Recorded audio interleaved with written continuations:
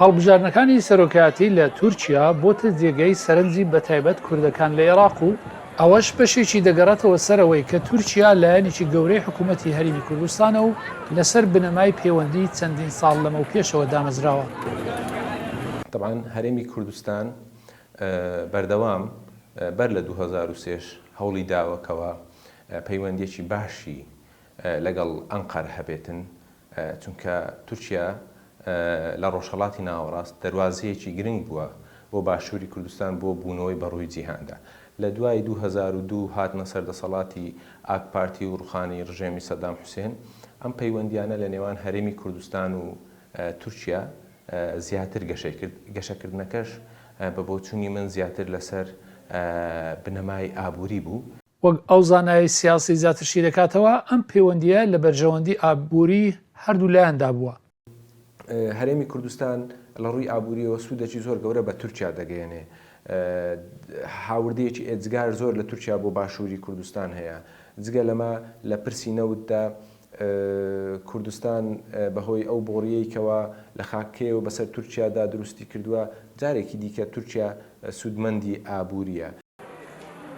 سەرۆکی تورکیا ڕەجەب تەیب ئەردۆغان کە بۆ ماوەی 20 ساڵە لە سەردەسەڵاتە پەیوەندی استراتێژی سەرەکی دەگەڵ سەرۆکی هەرێمی کوردستان نێچیروان بارزانی هەبووە و لە دەمێکدا هێشتا دەنگەکانی خۆلی یەکەم دەبژێردران بارزانی پەیوەندی بە ئەردۆغانەوە کرد و گەشتبینی خۆی دەربڕی کە بەسەر ڕکابەری خۆی کەماڵ کلیچدار ئۆغڵودا سەرکەوتوو دەبێ. وەک ئەم کاسبکارە ئاماژە پێ دەکات بە تایبەتی بوونی ئەردۆغان لە سەردەسەڵات دۆخی ئەوانی گۆڕیوە. ئێمە کە وەکو هاوڵاتیانی هەرێمی کوردستان کە بەنسبەت هەڵبژاردنەکانی سەرۆکایەتی کۆماری تورکیادا ئێمە کە پێشترە گەبێنەوە بۆ مێژوو گۆڕانکاری لە وەزارەتی خارجیە تورکیادا بەرامبەر کورد نەگۆڕ بووە. بەس لە سەردەمی ئۆردۆغاندا گۆڕانکارەکە گۆڕانکاری زۆر بەسەرداکراوە. بۆ نمونێ هاتووسی بازرگانیمان پەرە پێدراوە لە هەندێک بابەتەکان دیکە تقریبەنەوە فترێکی زۆر دوور و درێژ ئۆردۆغان کە لەسەر حکومە ئەمە هەتێستوکانە مرتاحین لەگەڵ ئەو سیاسەتی کە پەیرە و دەکرێت ئێرکانەیەکە کە ئێمەش وەکو هەرێمی کوردستان ئێمە زۆر مرتاحین لەگەڵ.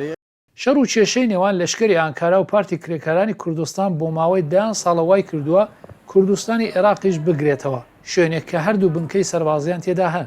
لە هەمان کاتدا لە نێو کوردەکانیشدا هەن کە پێیان وایە سەرکەوتنی ئەردۆغان وا دەکات کردداری لایەنی لەشکری هەم لە عێراق و هەم لە سووریا هەڕەبستێنێ.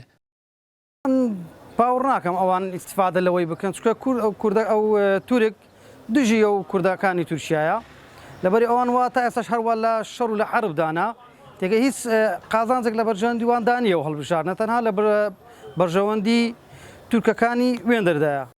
بڕیارە 28 مانگی 5 زاینی خۆلی دووهەمی هەڵبژاردنەکانی سەرۆکایەتی لە تورکیادا بەڕێوە بچن و ئەنجامەکان یەکلا بکرێنەوە. سەلاحی پیرۆتی، دەنگی ئەمریکا.